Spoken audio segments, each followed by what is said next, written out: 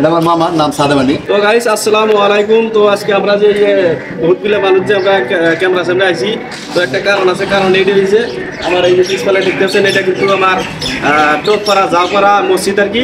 তো অ্যাকচুয়ালি এই মসজিদের লেটিং আজকে আমি লেটিং করে যাই। তো যার বাদে দেখি লেটিংয়ে মোটামুটি আপনার নাই কি কয় বাল্টা নাই। তো বাল্টাটা আমি এখনই কিনে দেওয়ার জন্য চেষ্টা করতেছি। তো বাল্টাটা দিতে কত টাকা লাগবে মোটামুটি? আমার 200 টাকা লাগবে। তো আমি 200 টাকা আমি দিয়ে দেবো। আর এরপরে মোটামুটি ধরেন এই যে লেটিংয়ের যেটা দরজা আমি দেখছি আরও দরজা নাই।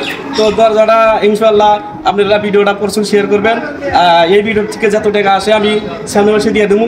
তারপরে আমার এই যে মানে পুরিয়া মানে ফেসবুকে থেকে সামনে মাসে যেটি আসে ব্যাগটি দিয়ে দেবো। আর তাও যদি না হয় দরজার পয়সা আমি ইনশাল্লাহ সামনে মাসে দেওয়ার জন্য চেষ্টা করবো আর কি। এটা আমার মামার নাম সাদেম আলী। ফেসবুক পেজ চালাক, ভালো একটা উদ্যোগ নিচ্ছে। মসজিদের হয়তো লেট্রিন দরজা নাই, আগামী মাসে যতগুলো টেহা পাইবো, তারপরেও যদি না হয় ফেসবুকে যদি অত টেহা যদি না হয় নিজের গাড়িতে দিয়ে হলেও দরজাটা মানে বানিয়ে দেবো।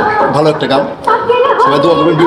ভিডিওটা বেশি বেশি শেয়ার করবেন যাতে এই ভিডিও থেকে দরজার কাম হয়ে যদি টেহা পাচ্ছে তাহলে ওই টেহা মসজিদের কাম করবেন। সবাই মামুনের দোয়া করবেন। তো অ্যাকচুয়ালি আমি লেটিংয়ের যেটা একটা বাল্টা লাগে, বাল্টার পয়সাটা আমি এখনই দিয়ে দিলাম।